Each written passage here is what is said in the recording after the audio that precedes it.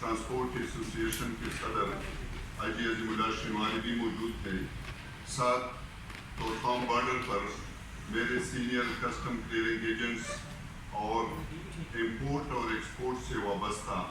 ہماری نمائندگی یہاں آپ لوگوں کے سامنے موجود ہے. آج ہمارے اس پریس کانفرنس کا جو مقصد ہے، سب سے پہلے میں وہ آپ کو ڈیٹیل میں دوں گا. جیسے آپ لوگوں کو اندازہ ہوگا کہ پاکستان اور افغانستان کے درمیان تقریباً 10 مہینے پہلے بارڈر پر حالات کچھ کشیدہ ہوئے، جس کی وجہ سے پاک افغان بارڈر کو ہر قسم تجارت اور آمد و رفت کے لیے بند کیا گیا. تو اس مقصد کے لیے ہم یہاں پر بیٹھے ہیں کہ بارڈر بند ہونے سے وہاں پر ہمارے جتنی بھی مختلف فکر کے لوگ تھے، جن میں سے سب سے جو بڑی اسٹیک ہولڈر ہوتی ہے، ظاہری بات ہے کہ وہ امپورٹر اور ایکسپورٹر ہوتی ہے، کیونکہ اس کا کاروبار کا پہیہ چلتا ہے تو سسٹم چلتا ہے. اس سے ریلیٹڈ بارڈر پر موجود کسٹم کلیئرنگ ایجنٹ ہوتے ہیں جو کہ اپنی پروسیس اس امپورٹ اور ایکسپورٹ پر کرتے ہیں اور اپنے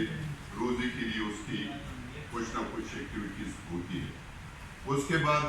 بارڈر پر جو ایک اور بڑی طاقت موجود ہوتی ہے وہ ٹرانسپورٹر ہوتی ہے، کیونکہ ٹرانسپورٹ کے ذریعے یہ پہیہ چلتا ہے. ساتھ ساتھ ہمارے بارڈر پر موجود مزدور طبقہ ہوتا ہے جو کہ آمد و رفت میں اور وہاں پر مختلف شکلوں میں اپنے روزی کمانے کے لیے بیٹھے ہوتے ہیں. چونکہ اب یہ سلسلہ بہت طویل ہو گیا اور طویل ہونے کی وجہ سے تقریباً بارڈر پر موجود جتنے بھی لوگ تھے، جس میں سے importer exporter, custom clearing agent, مزدور، ٹرانسپورٹر،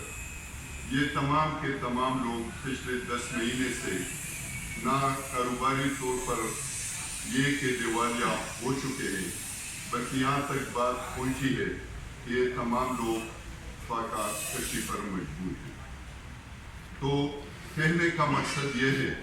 کہ ایک طرف بارڈر پر موجود ہمارے لوگ، چونکہ ہمیشہ ہم نے نیشنل انٹرسٹ کا ساتھ دیا ہے اور کبھی بھی اس بات کی خلاف نہ بغاوت کی ہے، نہ کوئی احتجاج کیا ہے، کیونکہ سب سے پہلے ہم نے کہا تھا کہ سب سے پہلے پاکستان ہے،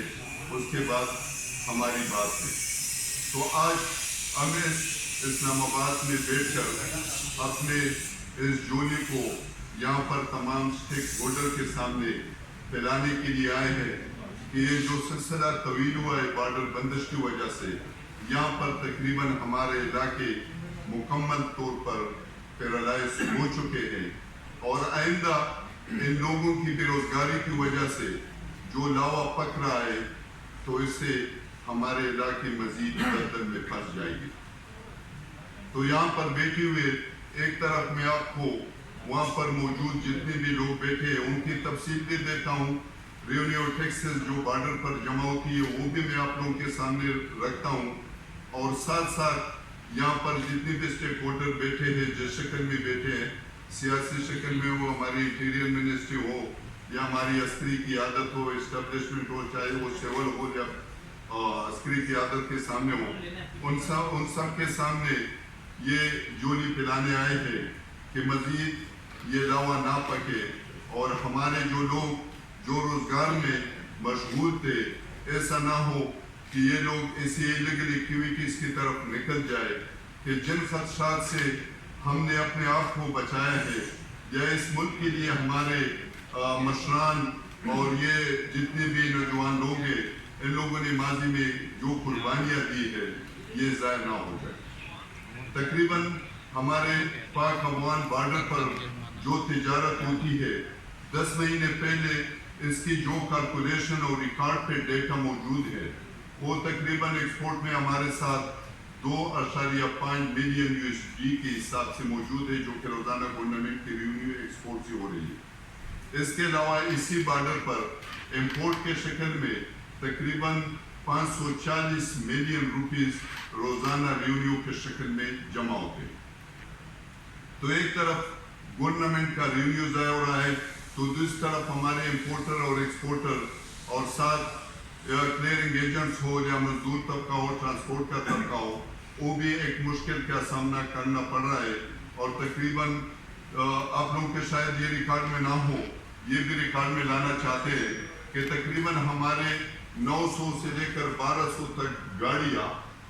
9 مہینے افغانستان میں پھنسی ہوئے تھے، جو کہ بعد میں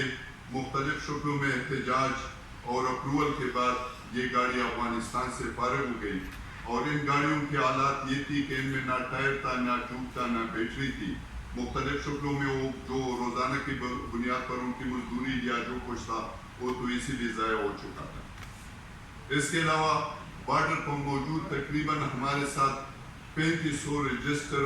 مزدور ہے، جو روزانہ کی بنیاد پر ایک قسم کی دیہڑی کر کے اپنی خاندان کی کفالت کر رہے ہیں. 150 کلیئرنگ ایجنٹ کے دفتر موجود ہیں، جس میں سے ایجنٹس اور ورکر کی تعداد تقریباً 1200 کی قریب ہے. روزانہ کی بنیاد پر ہماری بارڈر پر تقریباً 4000 گاڑیوں کی امپورٹ ایکسپورٹ کی